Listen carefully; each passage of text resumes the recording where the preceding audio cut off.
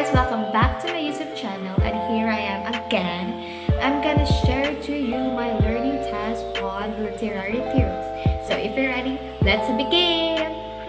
So the instruction is list all the theories that provide the proponents, their meaning, and their principles. So the first theory is critical theory by Max Horkheimer, Theodore Adorno, Herbert Marcuse, Walter Benjamin, and Erich Fromm. This concern with the critic of modernity, modernization, and the modern state. Critical theorists maintain that a primary goal of philosophy is to understand and to help overcome the social structures through which people are dominated and oppressed. Second theory is deconstruction by Jacques Derrida, Edmund Husserl, and Martin Heidegger. This concerns in phenomenology's consciousness and essence.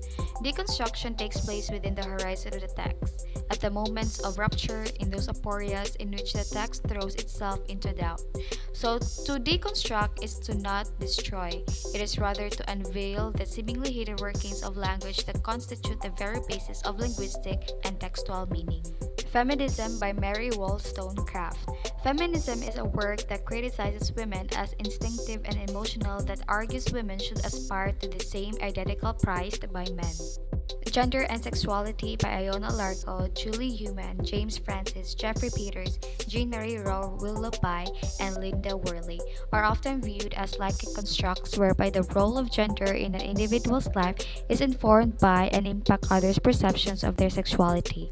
Its primary concern is the manner in which gender and sexuality is discussed. New Criticism by John Crowe Ransom and T.S. Eliot. The New Criticism is an Anglo-American variety of formalism that emerged in the early decades of the 20th century and dominated teaching and scholarship until the early 1960s. New Historicism by Stephen Greenblatt and Michel Foucault. A literary theory based on the idea that literature should be studied and interpreted within the context of both the history of the author and the history of the critic. Postmodernism by Jean-Francois Lyotard. As with postcolonialism and post-structuralism, the post in postmodernism is problematic. Postmodernism, from one perspective, is a critical reaction to the Enlightenment project of modernity and the modernist movement in arts and literature. This is the view of Jean-Francois Lyotard as one of the leading proponents of postmodernism. The postmodern world will be that which, in the modern, puts forward the unpresentable in presentation itself, that which denies itself the solace of good forms. Post-structuralism by Jacques Derrida. Post-structuralism designates a number of distinct theoretical principles and practices with a common aim. A critic of structuralism, the idea that human societies and their traditions can be understood according to universal and unchanging structures that are replicated in texts, artworks, rituals, and other modes of expression.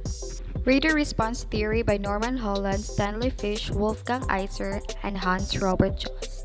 Reader response theory encompasses an array of approaches to literary and cultural texts that focus on the role of the reader in the creation of meaning.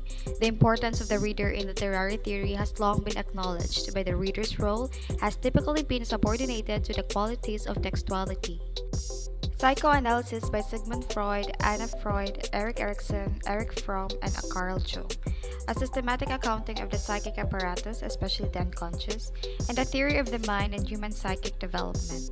Structuralism and Formalism by Roman Jakobson, Roland Barthes, and Gerard Chenet. Structuralism is an intellectual movement and philosophical orientation often associated initially with the Western discourses of Levi-Strauss, Marx, and Althusser, for example, who claim to analyze and explain invariant structures in and constitutive of nature, society, and the human psyche. Formalism, on the other hand, attempts to treat each work as its own distinct piece, free from its environment, era, and even author. So that's it for my literary theories. This is just a few because there are lots of literary theories to discuss. But thanks for tuning in. Don't forget to subscribe and see you on my next video. Bye bye!